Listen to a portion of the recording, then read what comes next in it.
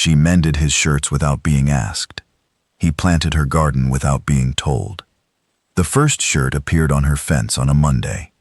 It was draped over the top rail of the fence that separated her property from his property. The fence that was 4 rails high and that ran north to south along the boundary between the 2 homesteads. The boundary that was legal and the fence that was physical, and the draping that was neither legal nor physical but personal.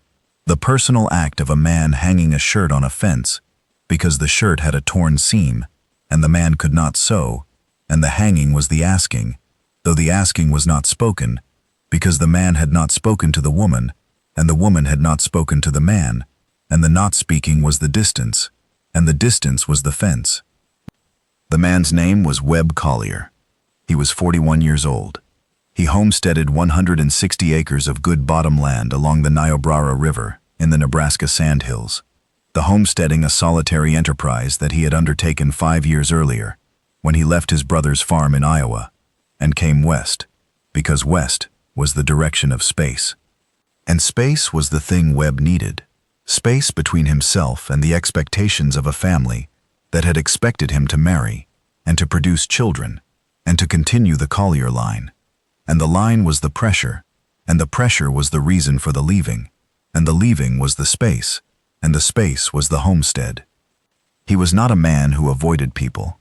He was a man who had not found the person who made company preferable to solitude, and the not finding was the condition, and the condition had lasted 41 years. And 41 years is long enough for a condition to seem permanent, and permanent was what Webb believed his solitude was. The woman's name was Lorene Sutter. She was 36 years old. She homesteaded the adjacent 160 acres, the acres to the east of Webb's acres.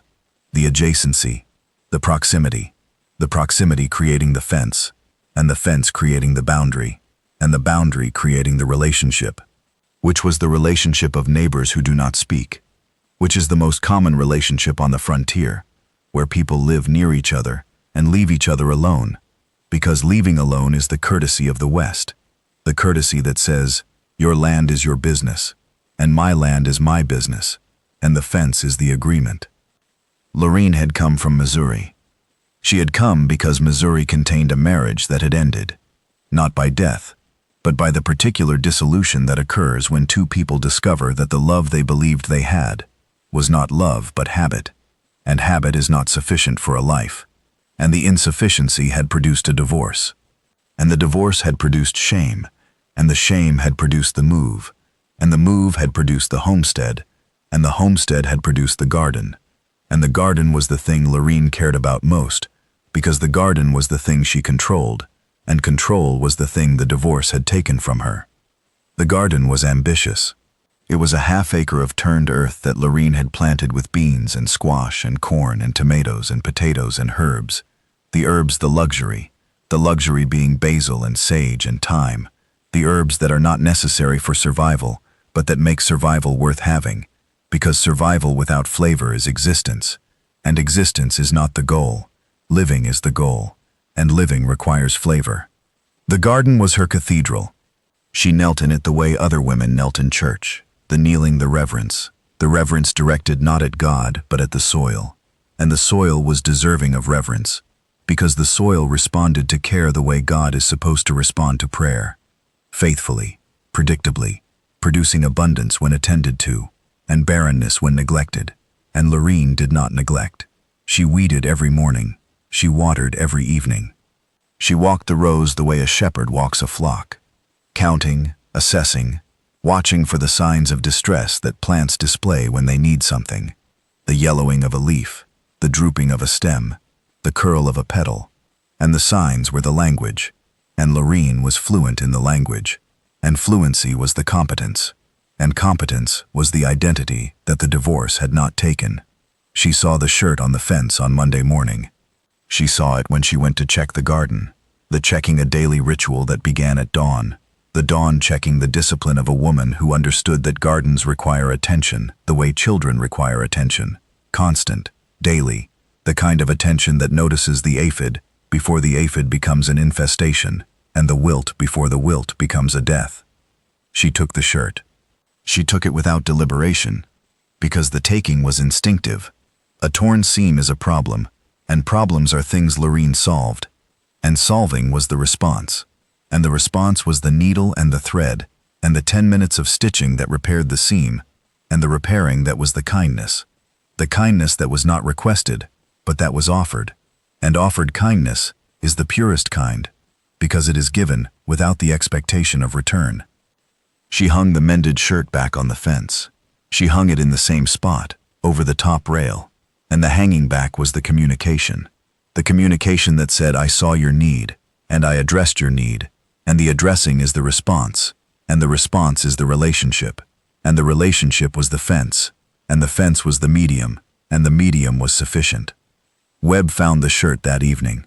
He found it mended, the seam closed, the stitches small and even and precise, the precision the evidence of skill, and the skill was Lorene's, and Lorene's skill was the gift, and the gift was anonymous, only in the sense that no words accompanied it, but not anonymous in the practical sense, because the practical sense said that the only person who could have mended the shirt was the woman on the other side of the fence, and the other side was Lorene. A second shirt appeared on the fence on Thursday. This shirt had a torn pocket, the pocket torn by a nail in the barn, the nail catching the fabric, and the catching producing the tear, and the tear producing the appearance on the fence. And the appearance was the asking again, and the asking again was the pattern, and patterns are the language of people who do not speak. Lorene mended the pocket. She mended it and hung the shirt back, and the hanging back was the answering, and the answering was the pattern, and the pattern continued. Shirts on Mondays and Thursdays, mended shirts returned the same day, the cycle the conversation conducted in thread and fabric and fence rails. Webb began to look forward to the shirts. The looking forward was new. Newness in a life that had been sameness for 5 years. The sameness of mornings and evenings and fences and fields, and the particular monotony of a man who has everything he needs except the thing he does not know he needs, which is the evidence that someone is paying attention. And the mended shirts were the evidence, and the evidence was the looking forward, and the looking forward was the first crack in the wall of his solitude, the crack that lets the light in. He began tearing shirts deliberately. He did not admit this to himself, the not admitting the self-deception of a man who is not ready to acknowledge that he wants contact with the woman on the other side of the fence. And the not ready is the caution. And the caution is reasonable, because caution is what 41 years of solitude teaches, and the teaching is hard to unlearn. But the seams that split and the buttons that fell, and the elbows that thinned and tore, were more frequent than chance would produce. And frequency is the evidence of intention, and intention is the cousin of desire, and desire was the thing Webb was not ready to name. After 2 weeks of shirts, Lorene came out one morning to find her garden had been worked. The working was visible. The weeds pulled, the rows hoed clean between the plants, the soil turned and loosened around the roots of the tomatoes, the turning the care the response, the reciprocity, the conversation continuing in a different medium, the medium switching from fabric to soil, from needle to hoe, from the language of mending to the language of tending. Webb had done the work at dawn, before Lorene's daily checking, the before dawn the discretion of a man who understood that the kindness should arrive the way the shirts arrived, without the awkwardness of presence, without the obligation of thanks, without the social burden that presence creates. The burden of having to acknowledge and respond and speaking was the thing neither of them had done yet, and the not speaking was the agreement that said, we will care for each other's things without caring for each other's words, and the things without words was the purity of action without the contamination of language. The garden working continued. Every few days the garden was tended, weeds pulled, soil turned, water carried from the creek in the dry weeks, the carrying a labor that required multiple trips because water is heavy, and the creek was a 1/4 mile from the garden, and a 1/4 mile with a heavy bucket is a significant walk, and the significance was the effort, and the effort was the kindness, and the kindness was the repayment for the shirts. Though repayment implies debt, and there was no debt, there was only the exchange. The exchange that is the frontier version of conversation. In June, he planted new rows. He planted them at the far end of the garden where the soil was untilled. New rows of melon and cucumber, and the particular squash that grows well in sandhill soil. The planting an expansion. The expansion a gift that was larger than the mending, because the mending preserved what existed, and the planting created what did not exist. And creating is a larger act than preserving. And the larger act was the escalation. The escalation of the kindness growing the way the garden was growing, outward, into new territory. Lorene stood at the fence that evening. She stood where the shirts had hung, and she looked at the new rows, the rows of melon and cucumber and squash that she had not planted, and that had been planted for her. And the for her was the thing that changed the exchange from reciprocity to something else, the something else being care. And care is the word that is adjacent to love, the way her property was adjacent to his property. The adjacency, the proximity becoming the closeness. She left a jar of preserves on the fence post. She left strawberry preserves made from the strawberries she had grown, the preserves the product of her garden and her labor and her skill. And the leaving was the escalation on her side, the escalation from mending shirts to giving food, because food is more intimate than mending. Mending says, I will fix what is broken, and food says, I will feed you, and feeding is the more intimate act, because feeding sustains life, and sustaining life is the closest a person can come to saying, I want you to continue existing. Webb took the preserves.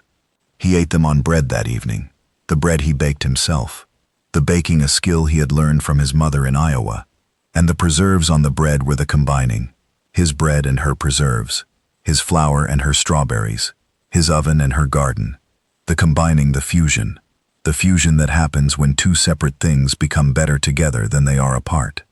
The fence became the altar. The fence became the place where offerings were left, shirts and preserves and mended socks, and fresh eggs, and a scarf she knitted when the weather turned cold, and a set of garden stakes he carved from willow, the stakes carved with care, and sanded smooth and pointed at the ends for easy driving. The carving, the craftsmanship, the love made tangible, because love that cannot be spoken must be made into things, and things are what the fence held. In October, Lorene walked to the fence and waited. She waited because waiting was the invitation that does not use words, the invitation that uses presence, the presence that says, I am here, and I am not leaving, and the not leaving is the asking. Webb saw her from his porch. He saw her standing at the fence, not hanging a shirt, not leaving preserves, just standing, and the just standing was the message clearer than any words, because the standing said, I am tired of the fence. I am tired of the medium. I am tired of communicating through fabric and soil and glass jars.